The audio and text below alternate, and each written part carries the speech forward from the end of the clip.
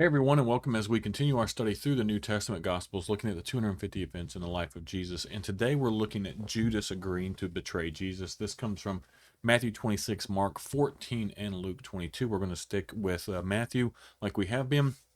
Again, just because I like the detail that Matthew brings to the Gospels and to the message here. And so, um, we've seen all these things take place in the last couple of weeks where um, Jesus, or last couple of weeks for us, last couple of days in the Bible, where Jesus has been confrontational with the leading religious leaders, the Pharisees, the Sadducees, and Herod's people. He, talked about how, his kingdom was more of a spiritual kingdom, that kind of stuff. And so we see after all this that Judas goes and agrees to betray Jesus. This is 2, 3 verses, so not very long, but then we'll talk about it. And so Matthew 26 verses 14 through 16 says, Then Judas Iscariot, one of the 12 disciples, went to the leading priest and asked, 'How much will you pay me to betray Jesus for you or to you?' And they gave him 30 pieces of silver. From that time on, Judas began looking for an opportunity to betray Jesus. So, very, like I said, very short, very short section here that we look at. And so the question then is, why would Judas want to betray Jesus? I'm sorry. So Judas, like the other disciples, expected Jesus to start a political rebellion and overthrow Rome, right? And as treasurer, Judas certainly assumed that he would be given an important position in Jesus's new government. We see, because of some things of writings, different writings, that Judas was actually stealing and doing that stuff. He was greedy, and so he was looking for that. I think some of that power that would come along with what he thought Jesus was going to be doing.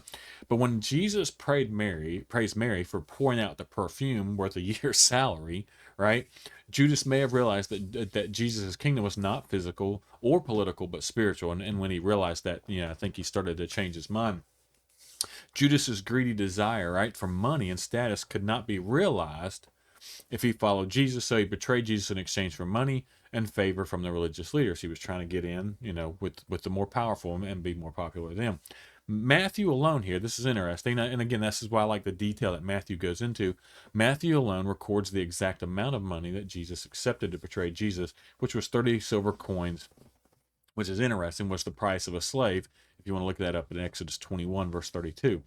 So the religious leaders had planned to wait. If you've been looking at our reading, in yesterday's, where they had planned to they're starting to make plans.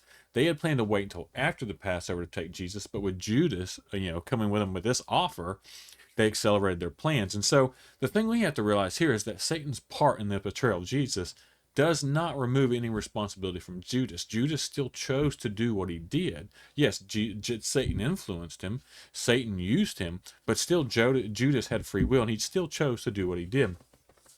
And that's the wonderful thing about, and it's a hard thing to see sometimes, how powerful God is, that he can use our free will to carry out his own plans.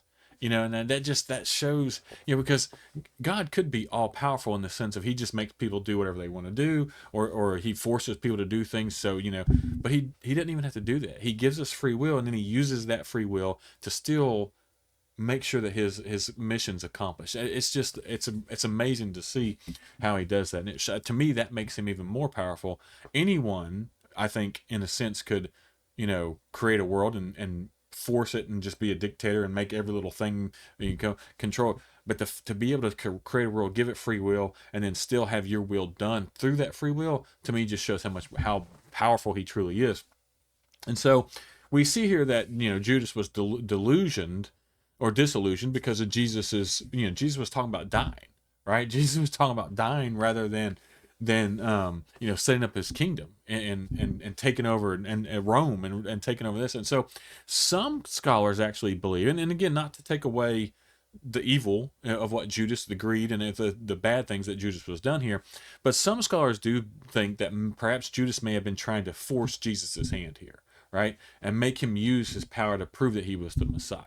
And so there may have been, there was good intentions behind what he was trying to do. He was trying to force, I don't know if I want to say good intentions, but it was like maybe the intentions weren't purely evil, but he was just trying to get Jesus to force Jesus's hand a little bit and make him show them who he, I mean, obviously Judas believed who he was, Right? He saw the miracles, he saw the things that he did, so he believed that part of it. But I think he was just again lost that focus of who, what his kingdom was really going to look like and what it was going to look like. Or, and this is the other side. We don't know. The Bible doesn't tell us. Or perhaps Judas, not understanding Jesus' mission, no longer believed, right? He just and maybe he no longer believed um, what Jesus, that Jesus was God or the chosen one. And so he's like, I'm done with this. I want to try to, I'm out and I'm going to get the best I can out of it. And whatever Judas's thought was, Satan assumed that Jesus's death would end his mission. Right? Even Satan didn't understand what Jesus's mission was going to be, and he was going to thwart God's plan. If he kills Jesus, then he can't do what even Satan thought he was going to do. Because like Judas, he did not know that Jesus' death and resurrection were the most important part of God's plan all along. That's the thing. It's like that, and no one got that. No one got it until after the fact, right? Even a lot of the apostles, and the disciples, they didn't really get it until Pentecost when they were filled with the Holy Spirit, and the Holy Spirit made them understand. It was or gave them that knowledge. It's like they really didn't get it even after the resurrection. So Judas, again here, he doesn't get it, and the devil didn't understand it. Right? The devil didn't understand what was going on, why Jesus had to go and die. The devil thought he won until the resurrection, and so it's an amazing thing that we see here how we see God and Jesus use the free will of men to make sure they get their, to fulfill their prophecies and fulfill what needs to be done or what had to happen in order for us to receive salvation. So again, one of the things we're going to look at with Judas, is the difference between Judas and Peter, right? Peter, we're going to look at, denies Jesus. Judas betrays him.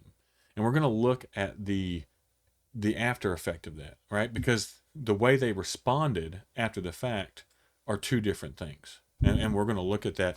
But I like how we have, two different situations where two of his close followers really betrayed him. And then we're going to see the results of what happened. The two options we have whenever we fail and when we betray God, if you want to put it that way, or do things that God doesn't want us to do. And so we can follow those two paths. But again, we see this is kind of the main message here of this particular one is Judas is planning on betraying Jesus. We're going to see that come up. Now we're getting ready to go into the Passover, then preparing for the Passover. That'll be a lot of this week, and we'll go through that. And we're getting closer and closer to the crucifixion, and we're going to see how that plays out and follow that along as well. I appreciate everyone who watches these, follows along. It's been especially those who've been following along against the beginning, those who've started and caught up and follow along too. I appreciate that. I know it's a great commitment. I think this is like day 210. 211. This is day 211 of these videos, and I've learned a lot from them. I always do every time I go through this series, and I hope y'all have as well. If you haven't subscribed to our channel, please go ahead and do that, because when you subscribe, you'll get alerts when we go into our next studies or when we start doing some different things that we're hopefully planning on doing and putting out there. And as always, I just really appreciate everyone for watching.